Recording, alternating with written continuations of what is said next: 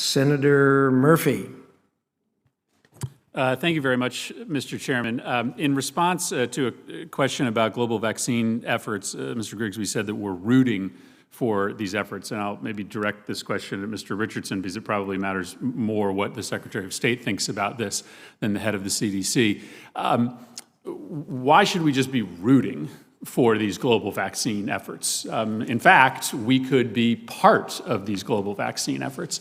In particular, there is one that is probably the most promising. It's CEPI, the Coalition for Epidemic Preparedness Innovations. All our allies are a part of it. It's frankly doing work as we speak with U.S. companies.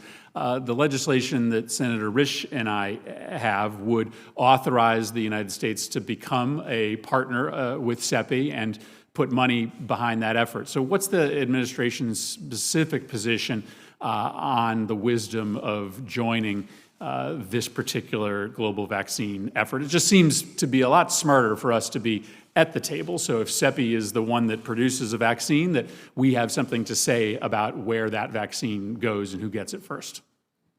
Yeah, I appreciate that, Senator.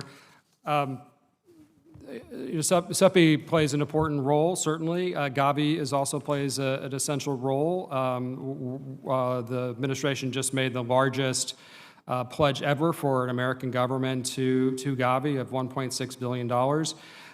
So I think our commitment to the international effort for vaccines is pretty strong. I would say that if you look at what we have done, and a lot of this actually is on the HHS side, but $4.5 billion we've invested through BARDA. We've allocated $350 million for vaccine efforts, $1.8 billion for rapid acceleration of diagnostics. I think there is a lot of work that has already been happening in the U.S. Am I going to say that we shouldn't coordinate more closely with our partners and allies around the world? Well, of course we should. That's a great common sense approach. I will say, and I don't know if your question was leading to the EU conference before, but the U.S. has invested private sector and public dollars, over $12 billion so far, into vaccine development and therapeutics. I don't deny we're spending a lot of money on vaccines. My question is not whether we are spending enough money, it's whether we are better off hedging our bets and making sure that we are not only doing that domestically, but we are also joining these international efforts. I hope that the administration would be open to a bipartisan congressional legislation pushing us towards joining CEPI. I think there is bipartisan support here. Mr. Grigsby, I did want to turn back to this question of the WHO. I mean, I do think it's pretty stunning to hear from the administration that the problem early on was that the WHO was giving cover for China to withhold information about the vaccine. And Senator Menendez covered this, and so we don't need to belabor the point. But it was not that the president was simply saying nice things about China early on. On 40 different occasions, up to and including the month of April, the President of the United States was the primary global cheerleader for the Chinese response to COVID. He went out of his way over and over and over again to say great things about the Chinese response. Here he is on February 7th. This is far after we all recognized that China was withholding information. He gets a direct question at a gaggle. Are you concerned that China is covering up for the full extent of coronavirus? February 7th. He has an opportunity right here to say, yes, I'm concerned about it. They need to give us information. His answer is no. China is working very hard. And I've got 20 pages of this from the president. And so it just belies reality to suggest that the problem was the WHO covering up China's response. The president of the WHO is not more powerful than the president of the United States, and we all need to acknowledge that. My question to you is this. The idea that we're going to try to affect WHO reform through the G7 is a new one. Can we at least just stipulate, for the time being, that it is harder for the United States to impact reform of the WHO if we are not a part of it rather than a part of it. It might just be good for us to stipulate that. Whether or not you're going to try to pursue reform through the G7 or not, can we at least stipulate that it's more difficult for us to get the WHO to reform if we have withdrawn from it? Thank you, Senator. I think as Senator Menendez or another senator had mentioned, WHO is a member state institution.